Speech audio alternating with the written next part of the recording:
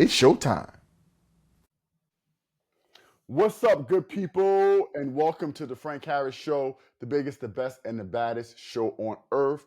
My guy, Dominican E, is here today. E, what's the words, bro? What's going on, Frank? Yeah, there's a lot of stuff going on right now in society. We got a lot to talk about, Frank. A lot to talk about. Let's get Yes, to it. hot topics. E, listen, I'm going to kick out the gate right here. And I stayed off this for a while, E, but now it's time to address it. Lil Wayne. Now, the Super Bowl is in Louisiana this year. Okay, Lil Wayne is probably one of the maybe the most famous Louisiana figure, definitely in our music. Okay, he discovered Drake, discovered Nicki Minaj, Young Money Records, Cash Money Records with Baby, Historic Run, etc., etc., etc. In his hometown, he's been on so many big records. He's such a big artist. Instead, Jay-Z, who makes the choice with the NFL, chose Kendrick Lamar, who's on fire right now with obviously the Drake beef, They Not Like Us, etc., etc. Inbounds or out of bounds, E, should Lil Wayne be performing at the Super Bowl in New Orleans, or is Kendrick Lamar the right choice? Yeah, Lil Wayne should definitely be performing in New Orleans. You know, huge artist. You know, like you said, Cash Money Records. You know, obviously Drake, Nicki Minaj, all these different artists that he brought to the forefront. He should definitely be performing for his hometown of Louisiana, and also the fact that he's had a huge career. Like you got to allow him to at least put on for the city. You know, Usher last year, performed. He brought out the whole Atlanta, right? So again, let this guy go out there and perform. Let him bring out his peoples. Let him have a great show, and let him represent for New Orleans, and let him go out with a bang doing it that way. I feel like So yo, E. out of bounds, So out of E. bounds on that. Jay-Z, you out of bounds. So I got a few questions about it, right? So first of all, I don't know. So let me preface it by saying I think Lil Wayne is the greatest artist, rapper, just in terms of lyrics, right? To me, lyrically, I think he's one of the top 5 of all time. Right? I think Lil Wayne is prolific. He's amazing. I think he's underrated. Is that if that's weird enough, right? When you talk about the top artists of all time, I think Lil Wayne should be in that conversation. He's prolific. He's talented. Unbelievable. But Eric, if you've been seeing any of the press around his performances in the last couple of years, it's been atrocious. He forgets the words, he's slurring the words. It looks like he's under the influence of something when he comes on stage, right, Eric? He doesn't feel like he's a great performer, okay? And with his history of, again, substances, et cetera, okay? Do you trust Lil Wayne? And I'm asking you this question, to be on time. Okay, and not just to be on time. Let me not just say to be on time, because it's an 18, I think, minute performance or something like that, Eric, or whatever it is. It's a long performance. Do you know what the rehearsals will look like for something like that? Do you know how many hours of rehearsal, practice, pageantry, show it would take to do something like that? I'm just asking, do you think Lil Wayne is up for all of that? So your sentiment in the heart, let me just say this one last part, E. My heart and everybody's heart says Louisiana, Lil Wayne, boom, right? But again, in the last couple of years, some of the performances, him forgetting his lyrics on stage a few times, etc., does that cause for pause?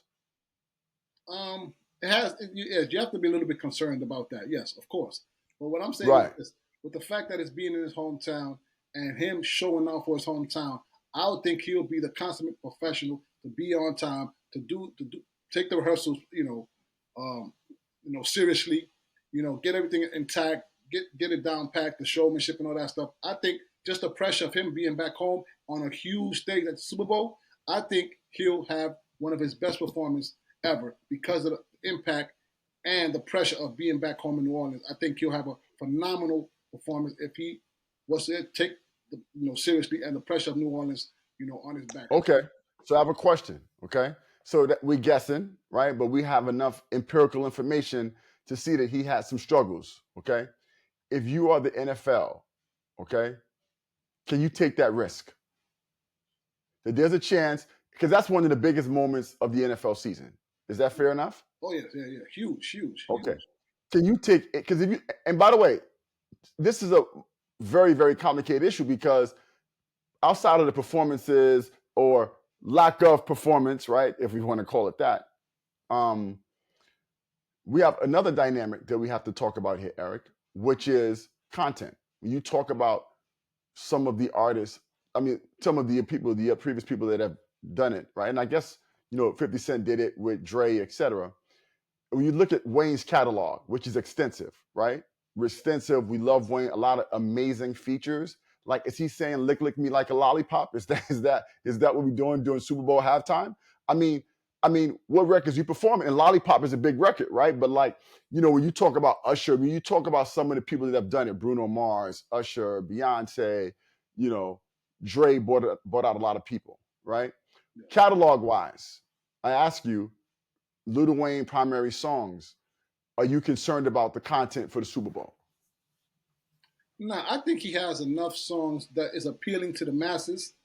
I think he has enough songs. I can't run down the list of songs that are appealing to the masses or are radio friendly, but I believe that he has enough songs in his catalog to perform in 18 I months. think so. I think let me say this. I'm making it. And he could bring out DJ Khaled, who was vital to his career. He could bring out Drake, who has No, numerous. I mean DJ Khaled's not vital to Lil Wayne's career, bro. What are you talking about, dog? Yes, he was. Come on, Frank. DJ Khaled is vital to Lil Wayne's career. How? He produced a What are you lot of the talking about? songs. He produced a lot of the No, songs. no, he did not produce. No. Frank. He produced some songs. So let's be clear. DJ Khaled is not really a producer. Lil Wayne may have featured on records. Well, let me not say he's not a producer. He puts people on records. But let me say this. Lil Wayne may have featured on DJ Khaled's singles. Yes, but Lil Wayne's featured on so many singles. How's DJ Khaled influential in Wayne's career? None of Wayne's biggest records have nothing to do with DJ Khaled. But DJ Khaled is a public figure, and they have collaborated on songs together. Why not try to? Yeah, but he collaborated with songs with 2 Chainz, with Drake, with Nicki Minaj. I mean, with Drake, but DJ Khaled is come on, DJ Khaled is huge, Frank. Come on, you bring out DJ Khaled. What DJ Khaled has had no impact on Wayne's career. So that's an aside. That makes no sense. But anyway, and by the way, they made some good records together.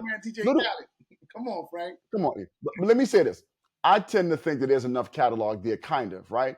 But I don't know that there's enough catalog there, Eric, that the average person consumer would know, right? So 50 Cent or Dr. Dre or Eminem may have some records that people may feel like maybe on the shaky side of Snoop when they came out to perform, but they're records that people would know, right? Does Lil Wayne have enough catalog that people, the average mainstream person that's watching the Super Bowl would know? I don't know that. We know it because we love Lil Wayne. We love his catalog. He's legendary, okay?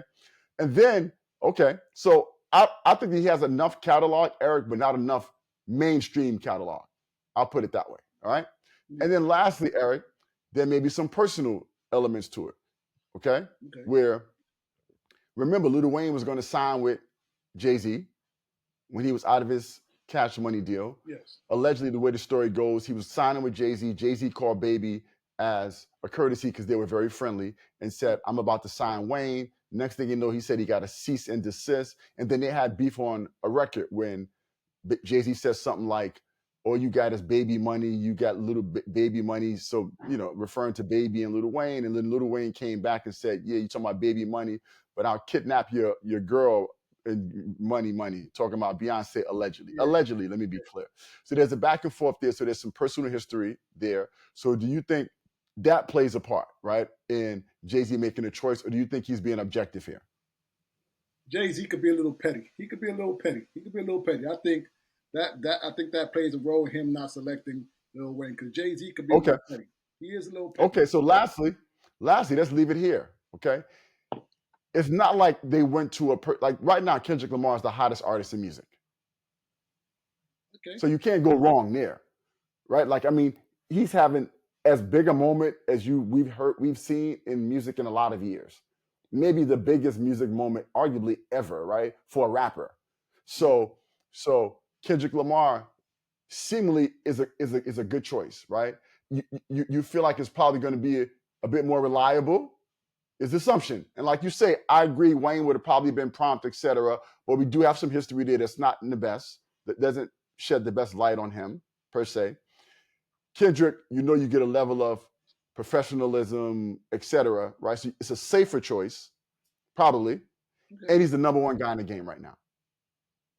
So when you say Wayne should get it, so you think Wayne should get it over Kendrick? E? Yeah, he should get over. Give it all of those variables. Yeah, he should get over Kendrick. I mean, again, he should just get over. I mean, who's had? That's sentimental from the heart or from the head. E. Look, Frank. But look, Kendrick is All right. he's having a phenomenal run right now. But if you put yes, he is. If you put career for career, come on, who had a bigger career? It's Lil Wayne. Like you gotta, career for career, you gotta put Lil Wayne in. Like you said, he's one of the best lyrically, one of the top 5 rappers of all time, right? So you gotta put him. You gotta put him in there. Don't snub the guy just because of some shows that he has, some mishaps and stuff like that. You know what I'm saying? I think the pressure of being back home and the pressure of being in New Orleans, I think you have one of his best performances ever. So, I think it was personal for sure with Jay-Z, of course. Everything is personal. There's some element to that, right? I think there are legitimate concerns about content issues in the past with Lil Wayne, right? Like I said, he's my favorite, one of my favorite of all time. But I do think that there's some concerns that are legitimate about that. Those are legitimate concerns. And I think, if they would have chosen someone else, I think I may have there would be some pause if they would have chose someone else. But I think the Kendrick Lamar choice, given the safety in it and the success and the moment that he's having right now, and he's also had a very, very prolific career as well, I do understand the choice. Whether it be right or wrong, I think that you could legitimately argue that the Kendrick Lamar choice, right, was the better choice. You can legitimately argue that, right, from a mind perspective. Now, you can say with your heart, you go at Wayne and you go at Louisiana, and I get all of that. But there's a very legitimate argument that Wayne should have done it, but there's an equally or even more compelling argument that Kendrick Lamar was the better choice. We'll leave it at that, right, E? I mean, We'll leave it at that. And then, E, while we in the music industry, before we jump into sports, E, the Diddy stuff is on fire right now. Woo! Right? I mean, we got to get into that while we talking music, boy. E, you been to a Diddy party? You been to a Diddy party or what, E? Nah. You sure, E, you been to a Diddy party, E? What's up, E? Last time I was in the Hamptons, I was there with you, Frank. So I'm about to say, E, you been to the Diddy party, and you been to what they call the Diddy. E, well, anyway, look. Like I said, last time I was in the Hamptons, I was there with you. Yeah, E, but E, crazy though, dogs. I'll be honest with you, E. Crazy. Look, let's wait for the information to come out. I'm not a rush to judgment guy, right? But this why it seems like the way things went chronologically, right, E? They raided the man's house. Crazy, allegedly unsuspecting, etc. Right? Kids were in there. It looked crazy, right? Everybody then, public outcry. All the people came out. A lot of black celebrities came out and said they did Diddy wrong, threw his kids out the house, turned his house upside down, etc., right? Sneak attack. And so everybody had this sentiment that poor Diddy, okay? And then the feds were smart and they said, oh, poor Diddy. And then all of a sudden we see this Cassie Ventura tape come out. Yeah. And by the way, we go even further. First he had the Cassie case where he settled, right? Yeah. Then we had the raid. Then we see the footage come out where he's beating up Cassie because the sentiment was absolutely pro Diddy, right? Then that Cassie video. Question, Frank. You say the raid came first, then the tape came out with Cassidy? Yes. Okay. The raid came first, and the public sentiment was that they did Diddy wrong. Okay. They turned it out. And so I happen to believe, this is me, right? The conspiracy theorists, they raided his house unsuspecting because there were people on those tapes, Eric. I don't want to say no names, but there were very, very influential people on those tapes, and they had to erase those, right, before something else happened. Because everybody was going to those parties. A lot of very influential people we know, whether it be in government, whether it be in business, a lot of influential people were at the Diddy parties. Yes. Fair enough, E? Yeah. And a lot of footage is on there that they don't want people to know. So I think they raided his house to get some of that footage and also to get the tapes, right? Yes. Now all of a sudden, everybody feel crazy about it. All right. Then, because the sentiment is pro Diddy, they released this horrible tape, which is horrible, by the way. And Diddy, and by the way, let me just say this, and Diddy was very, very stubborn and upset, okay? And he wasn't very apologetic, right? When they raided his crib, he was talking crazy, okay? All right? Diddy being Diddy. And then all of a sudden, they put out the Cassie tape where he's stomping her, beating her up. And then all of a sudden, right? And that looked horrible, and that was horrible, and the optics were bad, and the reality was bad, and that was atrocious. And then all of a sudden, Diddy becomes contrite, and he apologizes and says he needs to get therapy, et cetera, et cetera, et cetera. And he looks crazy. And then all of a sudden, the sentiment completely turned the other way. And everybody felt like, yo, that's crazy. Okay? Now they picked the man up the other day, take him to jail, right, in New York City. He's in jail now, no bail, okay, Eric? And it's a federal case, right? Southern District in New York. The feds are like 90+%. They win 97%, 90+% of their cases, okay? And with a guy, this level of profile is racketeering, okay? It's sex trafficking. These are some of the allegations, right? Some of the indictment charges, okay, E? Yes. Talk to me, E. What you thinking? Are you a rush to judgment guy? You feel like he's guilty? You feel like he did something wrong? Talk to me, E. No, well, I'm going to say this. The Cassidy tape, obviously, totally, there's no excuse for that. No excuse for that, Frank. No excuse for that. So he's totally wrong for that. Now we just have to wait till everything comes out, wait till the smoke clears to see what else is on, what's on the tapes, what else they can discover, and me knowing. What else they've already discovered? Now they can discover. They'd already discovered whatever they think they needed to discover. So whatever they can come up with and stuff like that. So I feel like I'm not gonna rush to judgment on that, but I am gonna say what he did to that young lady was obviously wrong. And we've heard rumblings of Diddy parties and stuff like that. The freak offs and all that stuff, what they call it. We've heard rumblings of his interaction with same sex and stuff like that. I think Wendy Williams put it out there first, and so.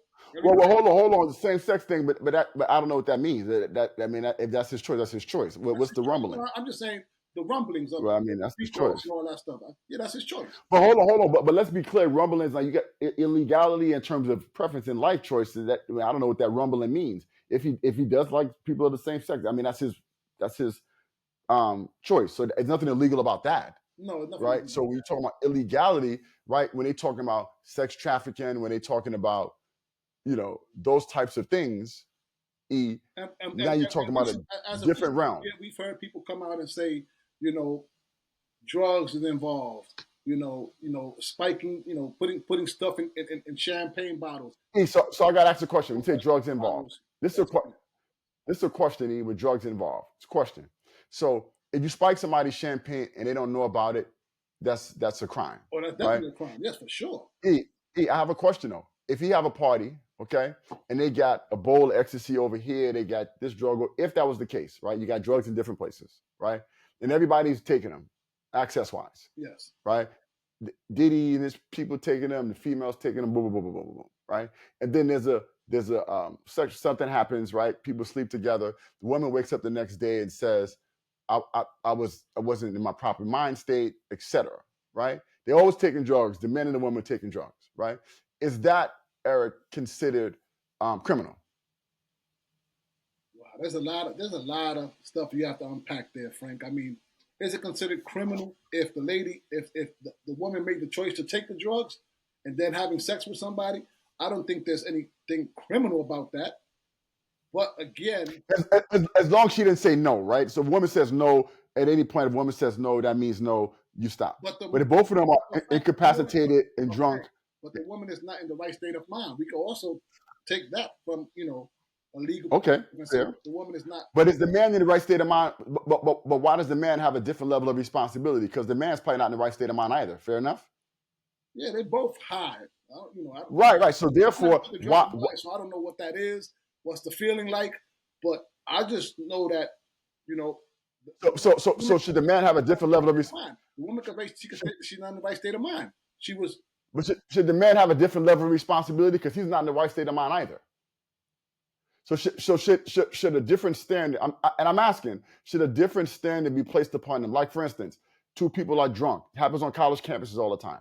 Two people are drunk, whatever, in bars and clubs. They're both drunk. They hook up. The woman argues that she wasn't in the right state of mind to give consent. the guy could argue, well, I mean, I don't know that I was in the right state of mind either to give consent, right? But they hook up. Woman feels the next day she was taken advantage of. They're both drunk. They're both on drugs at a party, what have you, right? Should the man be held accountable?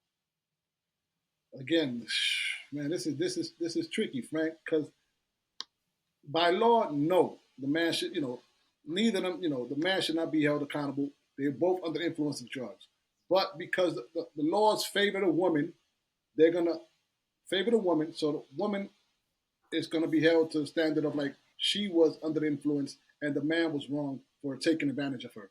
So just because the law favors the woman, the man will be subject to being arrested and stuff like that. Right. E, and listen, I don't want to get too much deep into this, but let me say this, E. Right. At some point, we all have to take a look at choices, right? And we all have choices, and we make choices, right? And at some point, men and women have to be held accountable for choices made, right? And the man can't always blame the woman, and the woman can't always blame the man when you have choices and you make choices, okay? So I'm gonna leave it there. I'm not rushed to judgment. I feel like it ain't looking too good for Diddy right now, because I would assume, Eric, now again, I don't have the information, that they must have a smoking gun somewhere, right? You'd have to assume that if they're going through this extent to get this guy and the level of person he is, and the level of lawyer that he's going to get, right? And the feds normally don't miss. Yeah. So we don't know but they must have something, because the smoking gun got to be somewhere. Because what we've heard so far, outside of the Cassie tape, which is atrocious, right? That's an assault, no doubt about that. But for him to get potentially, they say he's facing potentially 100 years in jail, but even 20 years, 15 years, there got to be a smoking gun somewhere, E. But let me ask you this, Frank. You assume. Frank, let me ask you this. Are the laws favorable towards women when it comes to circumstances like this? Any type of abuse, any type of domestic violence, are the laws favorable to the woman when it comes to situations like this? Well, I mean, that's an interesting point. We're not playing on the same playing field when it comes to situations like this. Right. So this is what I think, Eric. I think the laws are definitely favorable to women. I think, and a lot of times you could argue rightfully so, but let me say this, Eric, right? I think there's a difference between what the law states and the sentiment in general, right? Yeah. So I'll give you an example, okay? If a woman says that she was assaulted, right? Yes. Right? Assaulted. I think the average person assumes that she's telling the truth and that the man did it, right? And I think we live in a world where it's supposed to be innocent until proven guilty. Yes. Okay. I think in that dynamic, the man is normally in the minds of jurors, I think, of people in general, of police officers, detectives, etc. I think we normally, because of the fragility of the situation and leaning toward women's rights, I think we instantaneously side with the woman, right? And say that the man is guilty and that he has to prove himself to be innocent, as opposed to innocent and having to be proven to be guilty. Yes. So I do think we live in a world where that may be the sentiment. Okay. Because right? You see it all the time. You see it all the time. Right. So anyway, look, let's see. We got to touch upon it because it's topical. It's happening right now. You know what I mean? I don't, if the guys let judgment be done the way judgment is supposed to be done. If the atrocities happen the way they allegedly happened, then obviously there's a price to pay. If this is a witch hunt, then it is going to be what it's going to be. Yeah. But again, man, this is a very aggressive, right? Super aggressive. Homeland Security is involved, right? I mean, Homeland Security is involved, right? Next you got next you're going to federal. Next time they can tell you ICE is involved. Federal. Well, I don't know about that, but federal prosecutors involved. I mean, this is a big case. If he's flying women over from China, different countries, ICE might be involved. Yeah. Well, look. I mean, you got the man flying over people. I don't know about all that, but let's see. Let's see what happens. Let's see what comes out. Let the chips fall where they're supposed to fall properly. Yes. Right. So, look, a lot of entertainment talk, man. Crazy talk. Are you ready for some football, E? Are you ready for some football, E? So look, topical. Mike Tomlin, the coach that we both love, right? One of the best coaches in football, got an issue on his hands. Okay, you got Justin Fields and you got Russell Wilson. He said Russell Wilson was the starter coming into the year. Russell Wilson coming into the season. Russell Wilson is hurt. Now Justin Fields, who's the future of the franchise, Yeah. okay? Starting job, you're 2-0 now. 2-0 now, right? But Fields is playing pedestrian football. Fair enough? Yeah, fair enough. He's not lighting it up. But they're winning. Okay? Yes, but they're winning. Russell Wilson comes back. You said he was your starter, right? If Fields plays another pedestrian game and they win, you're 3-0. Mediocre quarterback play. All right? And now Russell Wilson is available, right? What you doing? You sticking with Fields or you going to Russell Wilson? I'm sticking with Fields, Frank. I'm sticking with Fields. Listen, the Pittsburgh philosophy has always been, obviously they had Big Ben. Big Ben was great, Hall of Fame quarterback. But the Pittsburgh philosophy has always been defense, run the ball, and have a quarterback lately that can just make the necessary throws and be a game manager and win the games. And that's what Fields is. Well, hold on. They've had it, but they haven't won as well like that. Just for clarity. I'm talking about one deep in the playoffs. Frank, okay. One deep in the playoffs. Okay, deep in the playoffs. Right? Because Big Ben won Super Bowls. The man has won his 14 seasons with a winning record. No, we talking about winning, but we talking about winning Super Bowls and getting the championships. We're not talking about what you do in the regular season. Okay, they haven't got there to the mountaintop, but it shows. Or not close, by the way. Not close. No, they're not close. But as of right now, you stick with Fields because he's the guy. He's the guy that's been able to, have the reps with the ones and have him go out there and compete. You know what I'm saying? Russell is, coming back from injury, and I think that'll put a little dent in the offense. Even though the offense is not playing great, but I think with Fields being there and Fields being the mobile quarterback and make plays out the pocket, I think you stick with Fields. They're 2-0. Stick with Fields. All right. We leave it at that, right? What's your take on it? What's your take? Hold on. No. What's your take on it? Come on now, Frank. Yeah, I'm going to be honest with you, right? I think sentiment-wise, you stick with a 3-0 guy. But let me say this. If the quarterback play is mediocre, okay, Russell Wilson is a Super Bowl champion, okay? He has significantly more experience. And by the way, with a team that's very experienced, especially on the defensive side of the football, okay, having a quarterback with his level of experience, I think is probably a better choice in the long term of this season for the success of the season. So even if you start off 3-0 with a pedestrian Justin Fields, I still think for you to get to the playoffs and make a deep playoff run, you can't win that way. I feel like they beat teams that weren't very good, right, Eric? They beat teams that haven't scored a lot. They beat Atlanta, I think, week 1, and I forgot who they beat week 2, but another very, very mediocre team. Yes. Okay? With no offense. Okay? So I think that, you need to get 24 to 28 points consistently to win in the NFL. Right? I think they scored 1 touchdown, offensive touchdown, all year long. Okay. So I do think it's fool's gold if you think Fields on this trajectory is going to get you to the conference championship, et cetera, et cetera.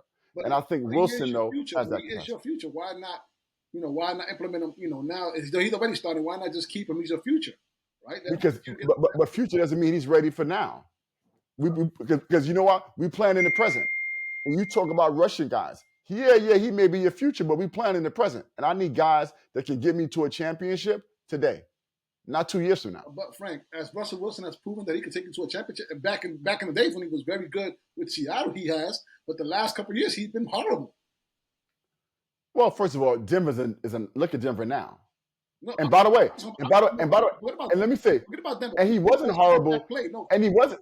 Just talk about his quarterback play, Frank. Forget about Denver and the situation there. His quarterback play has been horrible the last couple of years. Better than Justin Fields. Yeah, okay, we can say that. I'm not better than Fields. I'm not bring up Chicago. But there's a similarity in play. I'm going with the champion. Okay. Right, with more experience, et cetera. I'll give you that. I'm going with the guy, especially with a veteran team that's old, right? But I mean, Hayward is great. Watt is great on the defensive side. I mean, that's a really good defense, Very good defense. And so I need a guy that's been there before. The guys are going to look at and respect, right? Guys in that locker room are going to look at it and respect. And Frank, we all know he's come on, Frank. He doesn't win over the locker room. He's a corny dude, Frank. He's very. Hold on. But guess what? He come in there polishing off those rings. Anybody in there got rings? You got to respect this play on the field. Okay. We talking. So he's a cornball. We He's the talking many, cleanest guy many in the years world. ago, Fred. We talking many years ago. As you know, the NFL is right. Eric, what has Justin Fields done in the NFL Nothing. at all? Nothing. Okay. I mean, and listen, is Wilson a Hall of Famer? Nah. No. Is he close? No, he ain't even close, Frank. He's not even. He's definitely close. He's definitely close. Yes, he's close. Eric, there were times when he was a top. Eric, there were years where he was a top maybe 5 player in the NFL. What does that mean? You have to have the numbers to back that up. He do got numbers, and he went. And by the way, he also went to another championship and lost the ring. He got into another Super Bowl. He been at 2 Super Bowls and won one. Yeah, he did. He has. And by the way, we all know Pete Carroll. That's why everybody got upset with putting the ball in his hands to make the plays. Frank, but you also got to have passing yards, touchdowns. He has that, Eric. He has that. We got to look up his numbers. Offhand, we just not going to. I guarantee, Eric, that he'll have a better record. Now, if he stopped today, right? Eli Manning won 2, right? But Eli Manning is a 500 quarterback his whole career in terms of wins and losses. But he got 2 against obviously. I understand that. And this guy went to 2 against probably the best teams ever in the last 10 years. The undefeated New England Patriots. But Eric, this guy went to 2, and his name is way bigger than the Russell Wilson name. Yeah, you talking about that should matter? It's to be about stats and productivity. Frank, you know the Eli name matters, Frank. The Manning name matters. But that shouldn't matter. If Eli Manning is a Hall of Famer, matter. But we know as football fans, we know that the Manning name matters, Frank. Come on, don't do that. Don't do that. I'm not doing anything. It does matter, but it shouldn't matter. And by the way, when it comes to Hall of Fame, you saw the commercial with Eli Manning. Dissing Tom Brady. I don't know if you saw that. Yo, by the way, that was a great commercial. Hold on. That was a great commercial, though. So Russell Wilson has 43,653 career passing yards. How much? 43,653. Let's see about Eli Manning. 43. And I don't know. I'm looking it up as we speak. Eli Manning, career passing yards. He may have more. I'm just curious to know about that stat. Okay. So Eli Manning has 57,000. Right? A lot more. Wait, hold on. Russell Wilson has 43,000. Okay. Fair enough? Yeah. Russell Wilson may play football for 5 more years, 4 more years, 3 more years. Okay, good. Okay. 335 touchdowns. He's thrown for 335 touchdowns, and he played in 8 Pro Bowls. Russell Wilson, okay. Manning played in 4 Pro Bowls and threw for 366 touchdowns. So he's 4 Pro Bowls. And he's passed for more. But one guy's 8-time Pro Bowler, 1 times 4. Okay. But being a Pro Bowler, now tell me if he's first team or Pro Bowler. That's what matters. First team. Don't just tell me Pro Bowl. Anybody can make the Pro Bowl. The point I make, everybody can make the Pro Bowl. Let's be real. But you know what I'm saying. So if everybody can make the Pro Bowl, Eli Manning should have more than 4. Not everybody can make them. I'm just talking about first team or Pro. That's what I'm talking about. First team or Pro. I don't know. But my point I'm making to you is this, Eric. All I'm making is this, right? I think we're getting caught up in the argument. I think he's a borderline Hall of Famer. Okay? All right. But by the way, I don't think he's going to be better than Kurt Warner? For sure. Of course. Huh? Yes. Okay, Frank. Let me tell you why I like him better than Kurt Warner.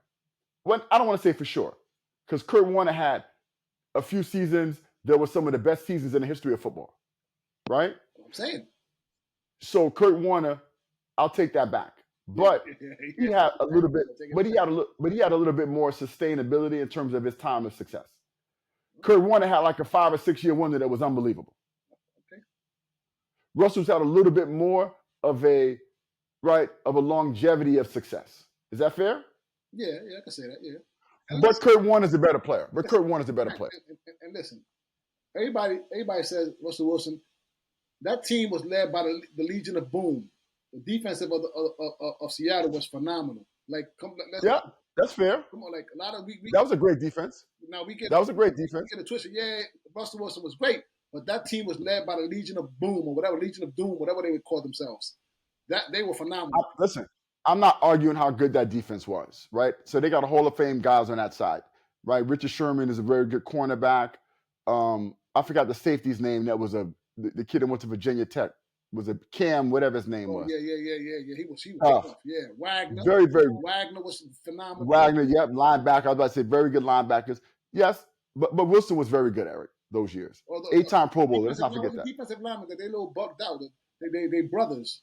One's a tight end that played for Dallas, and the other one played for Seattle. The two they were brothers. They were bugged out. Not bugged out, but they were like kind of weird. No, I don't know what you're talking about. It was a tight end. One was a tight end for the Cowboys. But we'll get to that. Go ahead. Yeah. So anyway, it's a tough debate. You're right. I think it depends on how, because I'm assuming Wilson will be back after 4 games, depending on how Fields plays. If Fields is still pedestrian and you're scoring and you're winning games, 18-10 or 15-12, I'm not sticking with him. I'm going with Wilson. So anyway, So another topic, okay?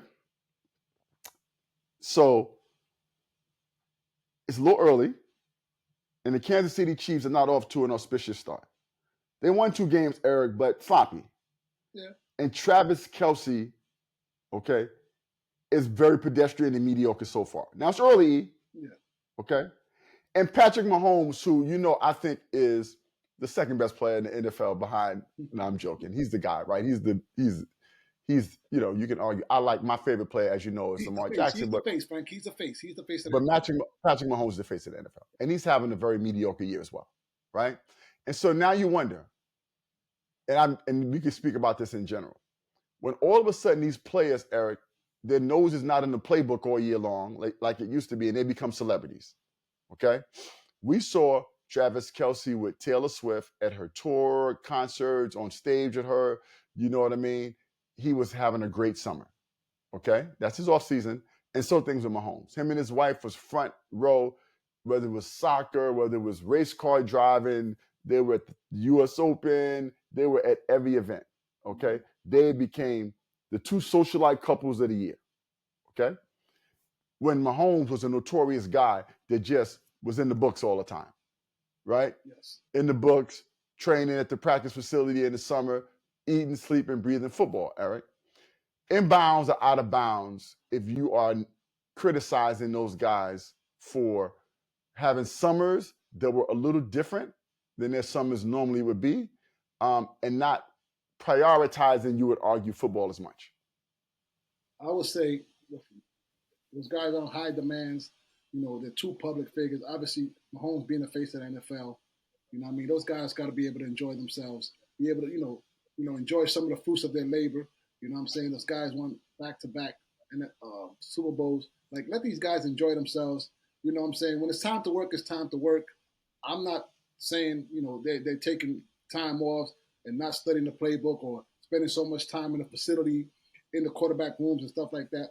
Listen, they 2-0, by the way. It's not like they have lost. They're 2-0, and they, have they played, mediocre? Oh, yeah, okay, but they're 2-0. At the end of the day, well, but just to be clear, Kelsey's been terrible. It's okay.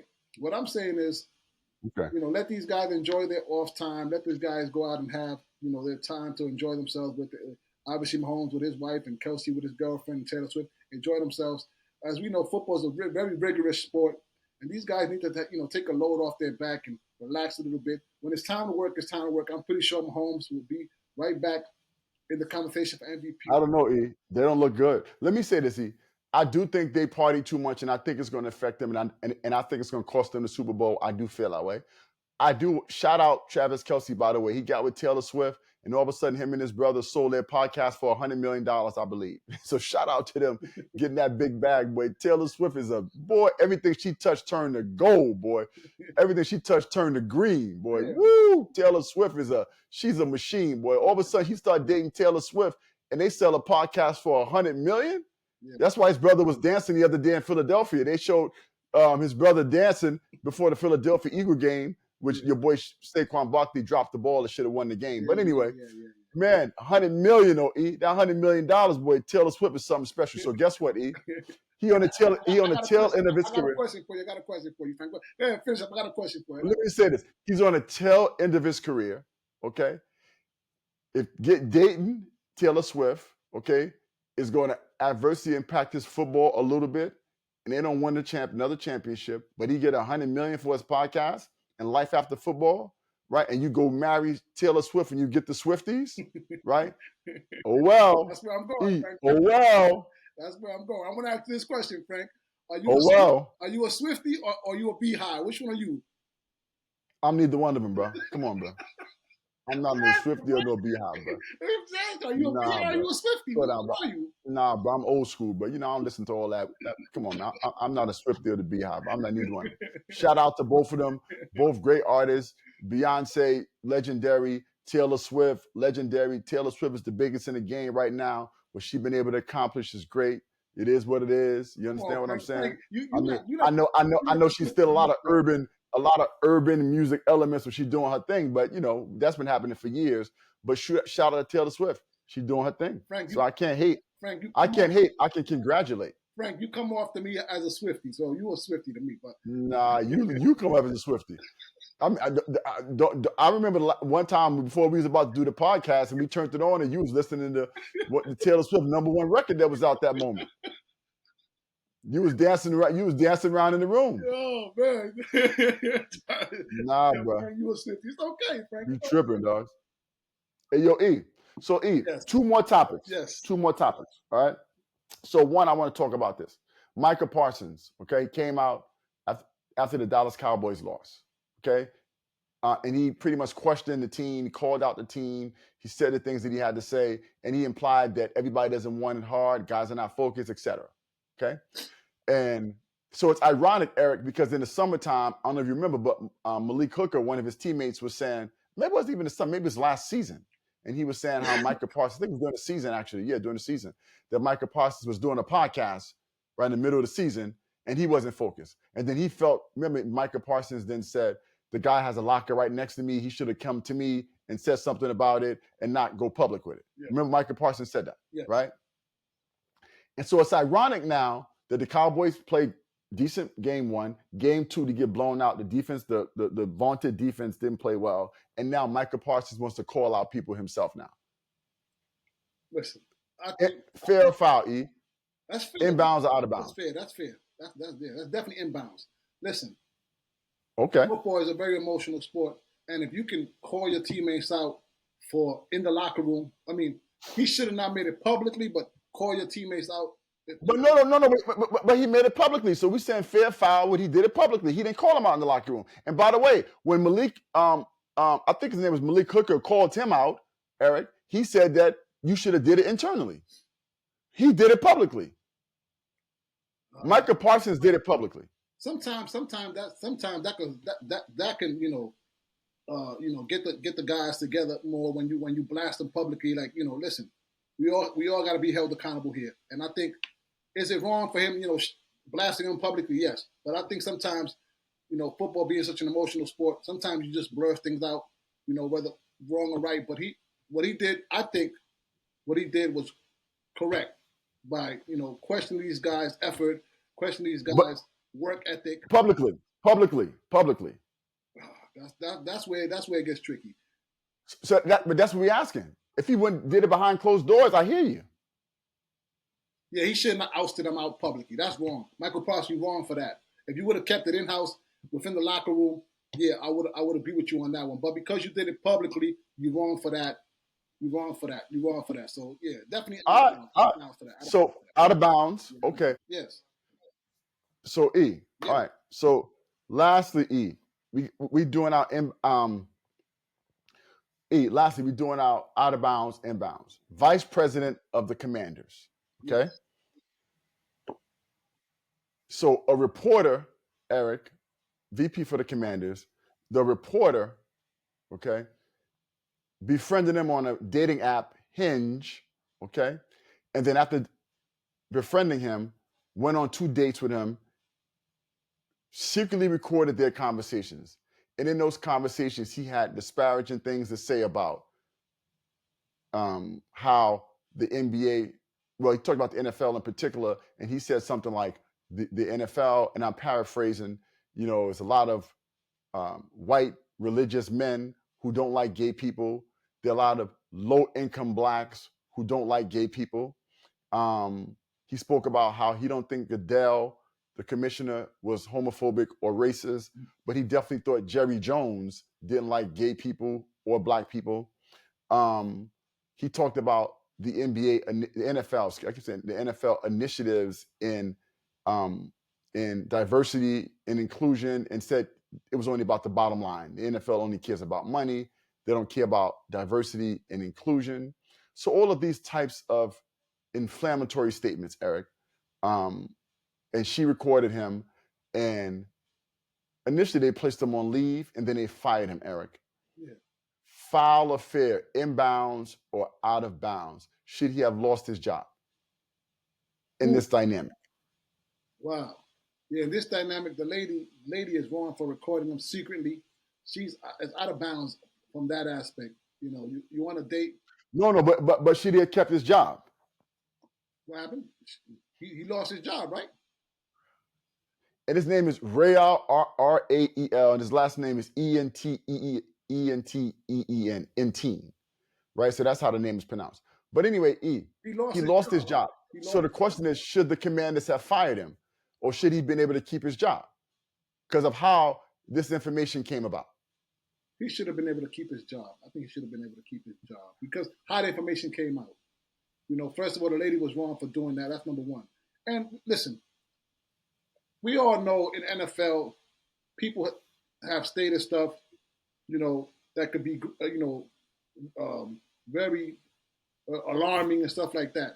So, listen, I don't think he should have lost his job behind that. I think he should have kept his job behind that. Because so I have a question to you, right? Remember, the wide receiver one time made a comment about like black African Americans. Who did? Who did? Wide receiver for the Philadelphia Eagles a couple years ago. I forgot his name. A white wide receiver at that made a comment about African Americans, and he was able to keep his job. Right, they suspended him for a couple games, but he was able to keep his job. So, well, Eric, so Eric, this guy made statements about blacks, about gay people. He also made a statement that the football players are dumb and they got hit in the head so many times contributes to that, etc. So now the question is this: first of all, out of bounds what the woman did, but more importantly, in terms of him keeping his job, I have a question. Okay, how can he now go back into that job and look at those same players? Yeah. How can the players come into the facility and look at a guy that you know feels that way? Yeah, that's tough there too. I mean, he can. That's the tough part, Eric. He could publicly apologize for those statements and stuff like that. You know what I mean? And move on. But the damage already done, E. And it was he blasted everybody, right? But the issue is she was out of bounds, obviously. Out of bounds how they got the information. And you know what? I would like to think that he should keep his job, Eric, but the problem is if you run an organization, right, Eric, the players are the product. And there's nobody more important to the NFL than the players, okay? And now those players, it's no way that those players can look at that guy from a respectful perspective. Yeah. Is that fair? Yeah, that's the tough part. Yeah, so in that aspect, they should just, release him, let him go, fire him, whatever you want to call it. Because their argument is that he had feelings that he publicly expressed that didn't jibe with their beliefs, which becomes tricky because everybody should be able to feel how they feel as long as it doesn't impact their job. Okay? Even if your person feels a certain way, if a person can come to work and do their job, you could argue that it shouldn't affect them. But we live in a real world. We live in a world of diversity and inclusion, etc. There's a lot of stuff they say about Jerry Jones, and he probably, some of those things might be accurate. You know what I'm saying? I know we had a possibly. We had a show where where you called the man racist.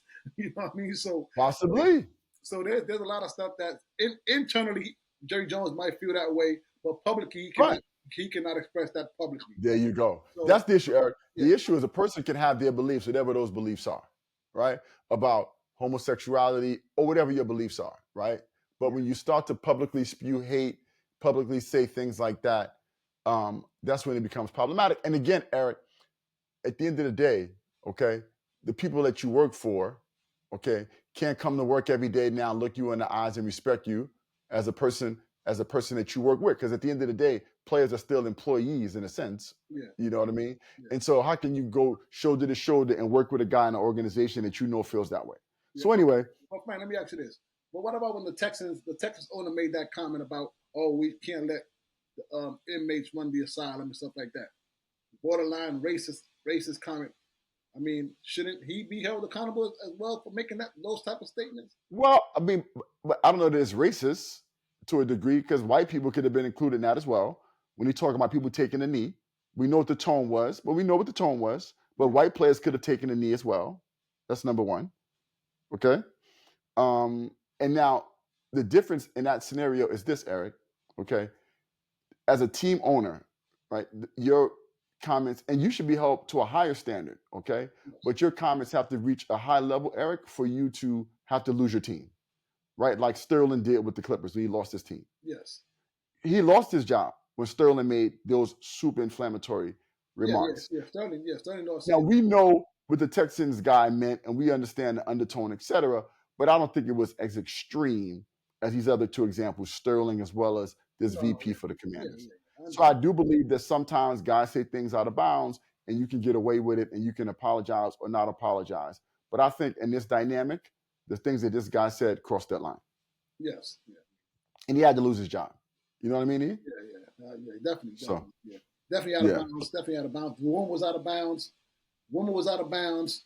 You know, the organization had to make that choice and had to let him go from his job. So, you know. Yo, by the way, but the woman that did that, boy, oh my goodness, how shady is that though, bro? That's crazy, bro. We just had a yo, short. I mean, to go to that extreme to get a story, you go on a date now to eat anything for the story, bro. Yeah. Wow. Yeah, that's why you gotta be careful. You gotta be careful now. In the world of political correctness, she did put her in jail.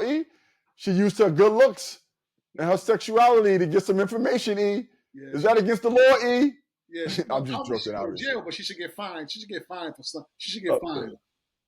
But she's not an NFL person. They can't find her, right? She works for a newspaper or some kind of not newspaper, some kind of publication. You would assume, right? So, anyway, it is what it is. All right, E. Well, listen, we out of here, bro. Yeah. You know, shout out your people. I know you like to shout out your Dominican brothers and sisters doing their thing in the marketplace. I hope today you can pronounce the name. Oh, yeah. You know, you asking me to pronounce the name last time, bro. I got this one. Since baseball is now coming to the, it's coming down to the wire. Playoff is about to start. It better be Juan Soto, my Yankee. No. I'm going way back. I got to give a shout out. He doesn't get the credit he deserves because some of the stuff he's done off the field. You know what I'm saying? But he carried baseball for about 2 or 3 year span.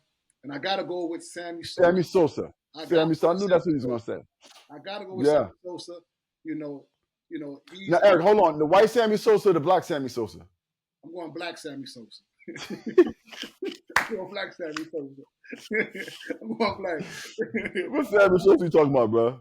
So I'm giving a shout out to my You talking about Samuel Abdul Sosa or Samuel, the other Samuel Sosa? Are you talking about, I'm going with the black Sammy Sosa. You asked me a trick question. That's like saying who you prefer, Big Luther or Slim Luther. I'm going Big Luther. But anyway, that's a different story. All right. the good Sammy Sosa, right? Once they let the steroid guys in, right, he'll be in the Hall of Fame. Him and Mark McGuire with Barry Bonds carried baseball for years. Electric. Baseball was dead, Frank. Baseball was dead. Great player. Yeah, Sosa was a great player, Eric. Yeah. He bugged out afterwards, though. But great player. De lo mío.